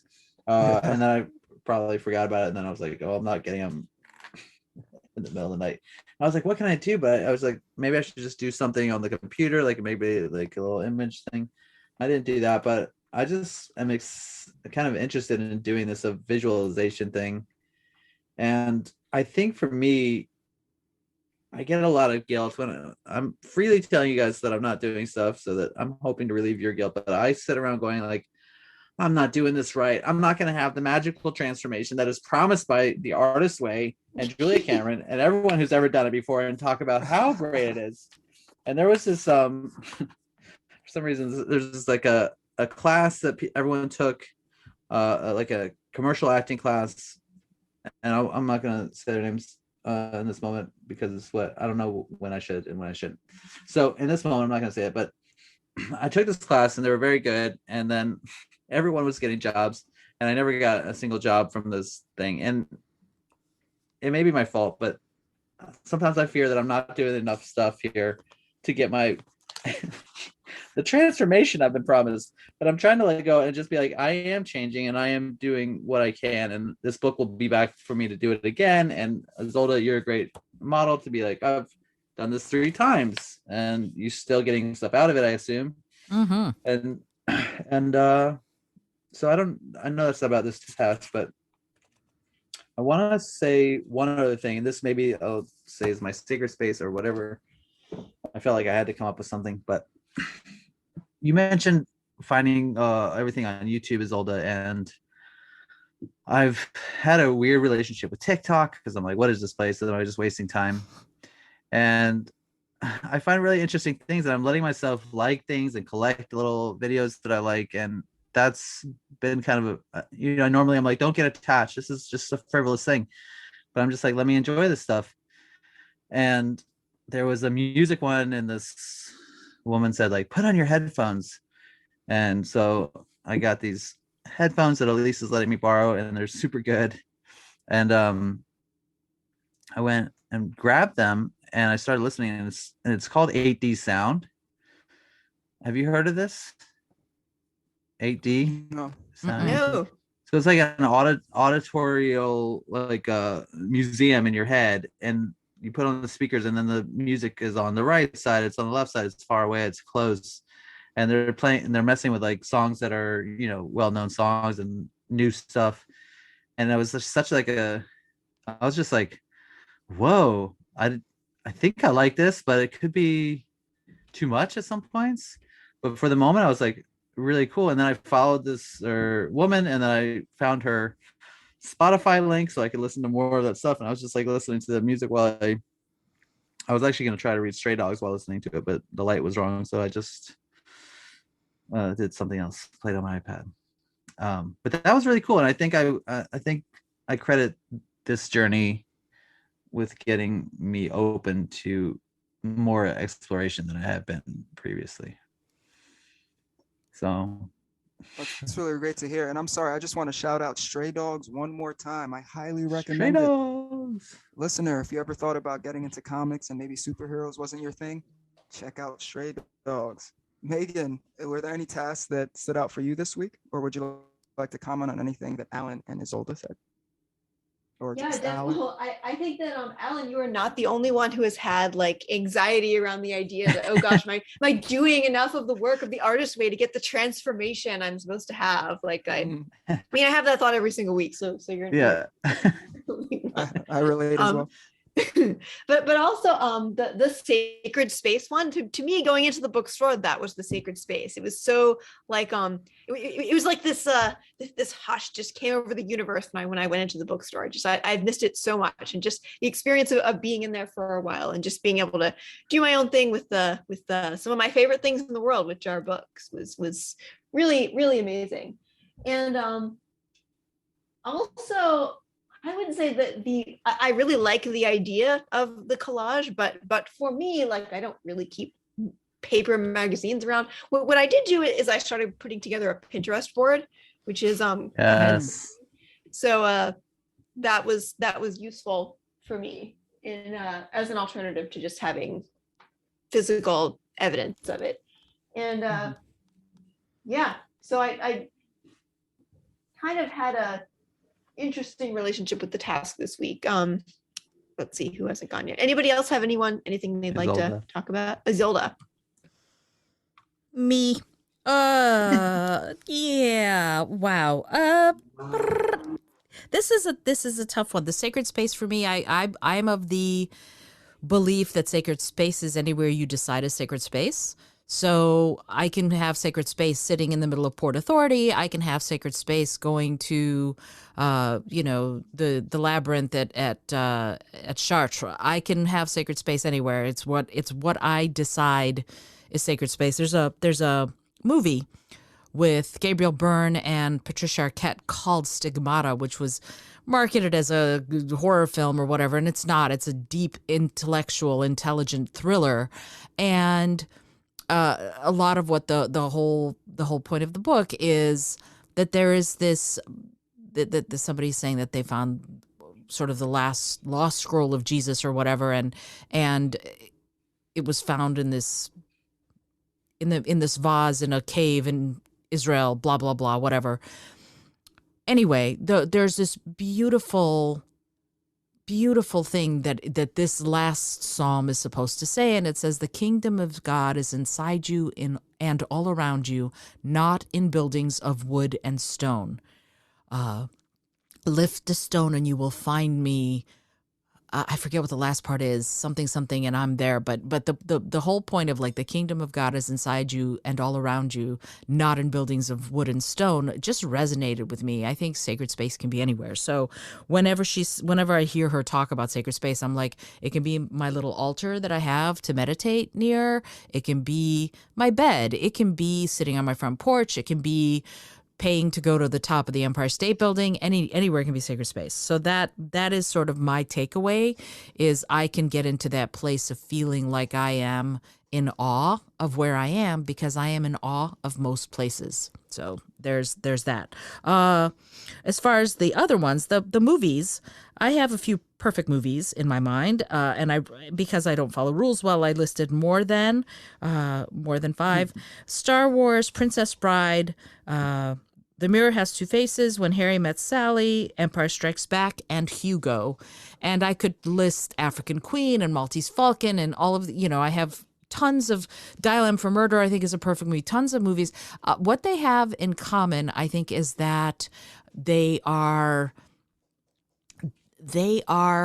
made with an eye to how the audience will receive them.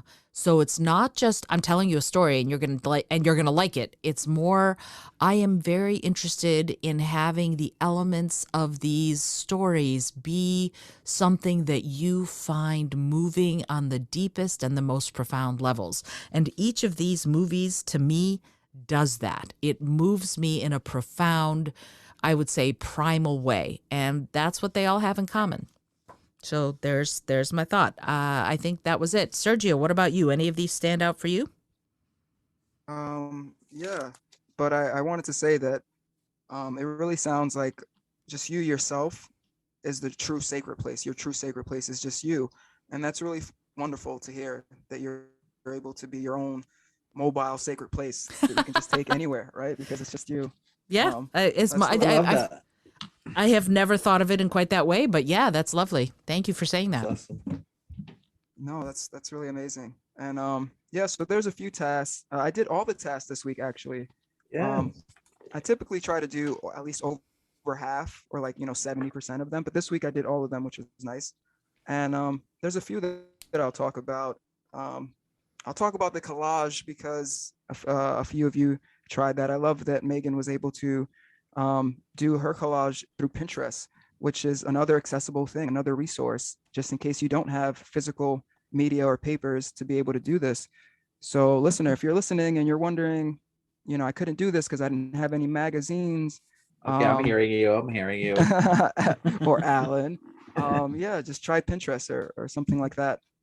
I did make a collage. So I have a bunch of old comic shop newspapers, which are Cool. these, I think, I'm not sure, they might be monthly or bi-weekly, just newspapers that the shops give out for free. And I've have so many of them from over the years. And, I would never rip up a comic book, but newspapers, I felt like I can do that. So yeah, I made a collage. I tried to do it in 20 minutes or less. And can I just say that it was awful. It was not the best collage. It was just Harley Quinn. I'm sure it and was Joker. beautiful. Thank you, Alan. I appreciate that.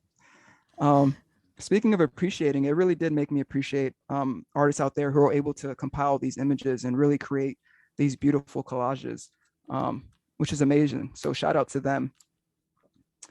And the other task I wanted to talk about was task number 2.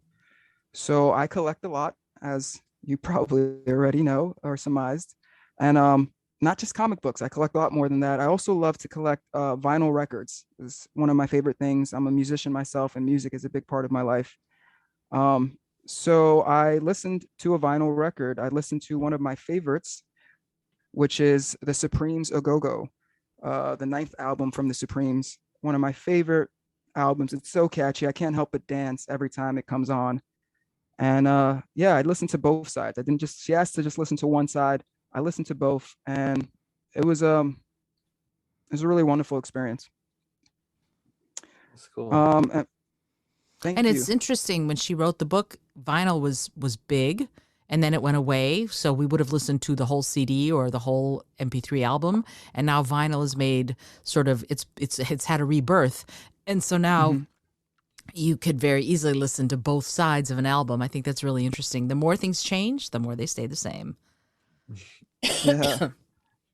That's really great. And I'd love to know, listener, do you collect vinyl? What's your favorite record? And also, do you take many artist dates? Because I feel like when I listened to this record, that was kind of like a mini artist date. And that just made me feel like I'm always taking many artist dates. So I'd love to know from you, listener, if that's something that you think you're doing, and if vinyl is something that you might be interested in. So thank you so much, everyone. I just have one final thing to talk about or to ask, if that's okay, before we close out this week's episode. Of course. Yeah. And what I just wanted to ask is if we can all share what we're working on recently. Are there any projects that you're working on at the moment? And if you feel like this process has been helpful in that endeavor, even if it isn't a creative effort, do you feel like the Artist Way is being helpful or affecting that? And also, yeah, just let us know what you're working on. Megan, would you like to start us off, if that's okay? I'm sorry. I think I was having a blip in my internet. Can you repeat that question? Yeah, no problem. Yeah, I just wanted to know what you were working on recently, if there's any projects that you're working on that you'd like to share with us. And also let us know if you feel that the Artist Way has helped in that endeavor or effort. Oh yeah, definitely. So I'm working right now on rough drafting my novel. And I'm also working on writing a poem every day and just sort of honing that skill and just using it to get more in touch with my creativity. And it has definitely changed how I'm approaching both of those projects, because it's not just, I'm sort of breaking out of the mindset I was stuck in, where I really was still treating creativity as if I had to wait for it to come to me. Even though I was still sitting down every day and working, I still felt like, well, some days I'm inspired and some days I'm not. And I can sit here and make myself work, but it's going to be a struggle. And I think now when I'm struggling, I'm more likely to ask questions like, well, how, in what way am I making this more difficult than it has to be? Like how, in what way am I getting in my own way? Because the block always comes from me, just like the inspiration comes from me. And so that's been huge for me. Definitely. That's really awesome. I wanted to say that your poetry is wonderful. Honestly. Thank you, Sergio. So that's really great that you're doing that. And also we've all heard part of your novel, and I cannot wait to hear the rest. You will one day, I promise. I'm looking forward to it. Yay. Alan, is there can you please let us know what you're working on and if the Artist Way has been helpful in that regard? Yeah, well, I think I probably mentioned that I'm writing a pilot once or twice. And I'm super excited to be working on it. And I think I mean, it helped to do this writers group with you guys, of course. And then this is, I think I've had a push from starting the Artist Way and feeling like it's time to get some stuff down. And I guess my relationship to the work has changed a little bit, and that when I sit down, I'm interested in what I'm worked on, what I have done, and what I am going to do. And I haven't created a bunch of other projects, necessarily other writing things, which is I've done in the past. Been like, well, this is not what I want to write. I'll write something different now. Mm-hmm. And so it's been nice to have that focus and that energy. It's still hard for me to write. It's still hard for me to sit down and do that stuff, but I feel like it's getting easier. And I'm not like I've taken an open approach to it, where I feel like I just want to get create, and then sort it out later. Like, I'm not trying to be perfect with it, and I'm not trying to be super precious. And I know that I can go back That's and right. if it has an error of something. There's one scene that my writing partner was just like, it's just not funny like the other ones, and that's killing me. So I'm trying to write that scene out of the scene because I got one bad note. But yeah, it's been good. I feel like I've had a greater sense of self from doing the Artist Way, and feeling a little more confident in what I'm doing creatively, and feeling like it's the right place to be. Isolde? That's great. Oh, thank you. I'm sorry, Isolde, before. I just wanted to say, Alan, that's great. You should feel confident. As someone who is also pursuing screenwriting, it is really great to hear your work and your process, and it's really wonderful. So you should feel confident. And I'm glad thanks, that Sergio. you're, of course, no problem. Thank you. And I'm really glad to hear that you're making it a point to focus on this pilot, as opposed to drifting off into other projects or other distractions, because that's something that I have trouble with too. So it's really nice to hear that the Artist Way is helping you in that regard. Yeah, thanks. I mean, there's definitely other ideas popping up and things I want to work on, but it hasn't Like fairy dust, right? like fairy dust. Absolutely. Fairy dust. That's awesome. Isolde, I'm sorry, Alan, was there anything else you'd like to share? No. I'm good. Isolde, can you please let us know what you're working on and if the Artist Way is helping out? Oh, wow. Yeah, sure. I'm working on a bunch of things. And of course, Overheard has become a play due to it coming out in Morning Pages, that it needed to be a play instead of a coffee table book, which was a surprise to me. But now that I'm in it, I'm like, wow, I can't believe I didn't think of this years ago. And it took, really dedicating to the Morning Pages and really exploring some of these topics and issues in the book to make me go, duh, I can't believe I didn't think of that. But now that I've thought of it, it's not going away. I'm also working on my book called The Mindful Creative, which is a working title, but it really is how to develop a lifelong mindfulness practice through the lens of creativity, so that if you want to be creative and mindful together, that's what this book is going to teach you how to do. And I've been procrastinating on it like crazy for like the last year and a half. And during these last few weeks, it's been sitting on my head, and I've been sort of dividing my time between it, Overheard, and the last book that I'm currently working on is the book about being the partner or the spouse of someone with ADD, and what you need to do to take care of yourself in that in the process of being in a relationship with someone who's got ADD. Not necessarily a parental relationship, although that can be part of it, but more like your partner's got ADD, and that means you have extra work to do. And so I've let the morning pages. What I'm letting them do for me right now, because we're going through this book, is sort of to guide me in the things that I need to remember that I want to talk about in these books. And so that's part of it. The other part of it is that as part of this push of doing artist dates and doing morning pages, what it has done for me is it's freed me up to start thinking, and I'll not call her out, but I'll shout out Tamsin Webster. Her book, Find Your Red Thread, is so outrageously wonderful because she says it, the first sentence or second sentence of the book, tell your story in such a way that other people need to hear it. And I'm like, yes, that's so simple. But now that I've heard it, everything I'm doing is being reinforced by the morning pages, by my artist dates. It's like, what do I need to be doing so that I can communicate the way other people need to hear it? And here's just an interesting thing that has happened as an outcropping of that. I'm pitching myself to media outlets and other podcasts, and I haven't had a single person turn me down. Excuse me. That's okay. I haven't had a single person turn me down since I started doing it that way. I've been getting tons of earned media because I've started approaching it that way. And all of this is, how do I put this? I am applying Tamsin Webster's idea through my morning pages to come up with the pitches that I need to come up with in order to get the earned media that I am now getting. So it's this really fascinating focusing tool, but also application tool that I'm just loving having at my disposal, because that's when you've been doing the morning pages as long as I have, it becomes something that you can direct. I want to focus my morning pages on this today, and I direct it, and I've gotten amazing ideas, amazing methods and techniques that I would not have otherwise gotten. So I'm super grateful for that as part of it, even though I do my own version of morning pages.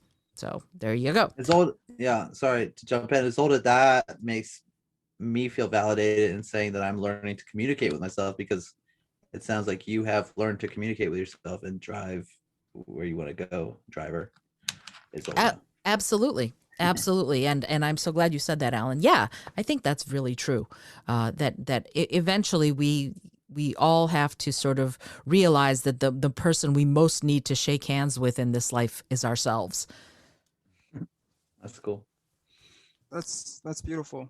That's really great, Isolde. And I think when you learn to communicate, you have a better sense of connection. For right? sure. For sure. Um, Absolutely.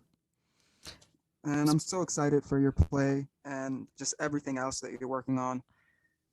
Listener, if Thank you you. haven't read, no problem. If you haven't read any of her work, please do yourself a favor and pick up a book or two of hers. She is an amazing artist. And That's so sweet. Thank you. As are you all. As are you all. And I'm not just fluffing it here. This is for real on my end. This is how I genuinely feel. Also, I wanted to mention that if there's any task that you need help with, I highly recommend Alan. He's amazing, super smart, vibrant dude. His information will be in the description below if you would like to inquire about his services. Thank you, Sergio. Of course, no problem. Thank you so much for sharing. As far as what I have going on, so yeah, I just recently finished a short story that I started a few weeks ago, and I was having trouble finishing it. So I finished the first draft, or first-ish draft, since I did do some rewriting along the way. It's always hard for Yay. me to discern, do I call that the first draft then? Is it the second, 1.5? I'm not sure. But it felt good to finish that. and I'm hoping to compile a bunch of short stories and release a book. Yay! I'm half. Yes, Amazing. thank you. I'm halfway there, and yeah, I'm gonna keep working on that. I also finished my first screenplay this past summer, and I'm on the third draft of that. I haven't looked at it in a while. I let a couple friends read it for feedback. But yeah, I'm gonna tackle that again. There was a lot of rewriting I had to do, and I was kind of like, oh, so many drafts already to have to go in and do another one. But that's the thing, right? We should try and do those things so that we can finish them. So yeah, I'm working on that. And then also I wanted to mention that I have a YouTube channel, which we've talked about briefly before with a couple friends of mine. It's called the Multiverse Odyssey. And it's So far awesome. we have, thank you, Isolda. So far we have a series of vlogs that we created going to different places. It's our first time ever editing, producing, making films, making videos, and we're using all original music in every video made by us. So yeah, I appreciate it, listener. If you wanted to check that out, the Multiverse Odyssey, the description will be, the information will be below in the description. We're actually going to start shooting our next video, which is going to be a fun one, a little more experimental and not really a vlog. Yeah, we're going to start shooting that this week, and we're hoping to have it up in a few weeks from now, early March. So yeah, that's what I got going on. And yeah, thank you again so much for everyone for sharing what they're doing this week. I mean, excuse me, what they've been working on. So yeah, I think that's it for me. Before I say my goodbyes, is there anything else that you would like to talk about from this chapter that I might have missed? Alan, Isolda, Megan, anything, or should we close it out? Not me. I just want to say great job, Sergio. Sorry, Isolda. Yeah, that's you just got in just a little ahead of me. Go for it, Alan. Ooh, great job, Sergio. Amazing work today. Thanks for leading us through this. And I want to give a shout out to Julia Cameron, who released another book, Seeking Wisdom. And we listened to a little NPR interview with her today, which was pretty interesting. And it's pretty cool that she's still creating. And thank you, Isolda and Megan, for being great as always. And thanks for letting me be here. Thanks, Sergio. Yeah, definitely. Thanks, Great Isolda. job, Sergio. You did a fantastic job. Thank you so much.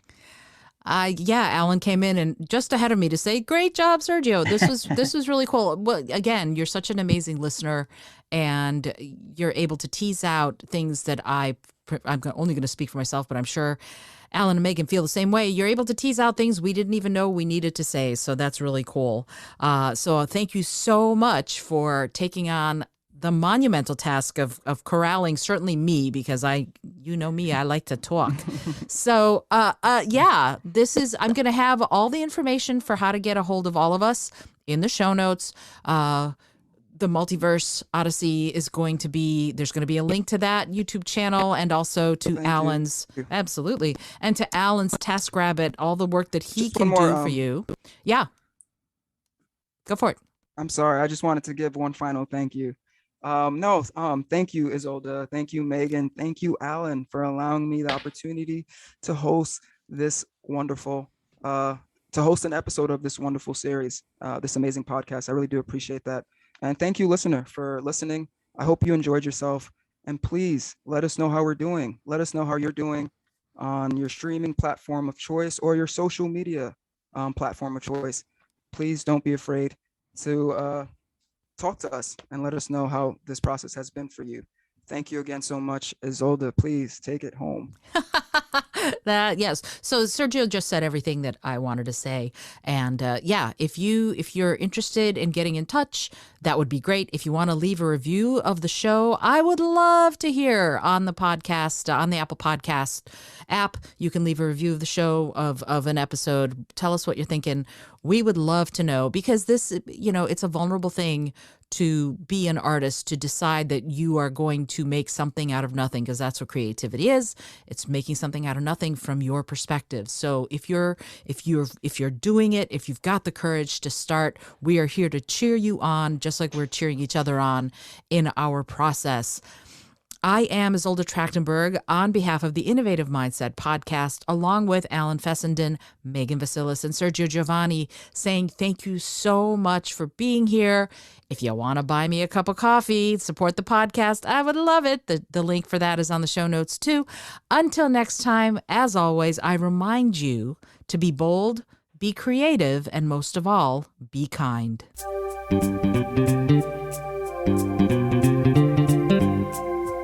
Thank you so much for joining me today. I really appreciate you being here. Please subscribe to the podcast if you're new, and it would mean the world to me if you told a friend about it. Today's episode was produced by Isolde Trachtenberg and is copyright 2021. As always, please remember this is for educational and entertainment purposes only. Past performance does not guarantee future results, although we can always hope. Until next time, remember to be bold, be creative, and most of all, be kind.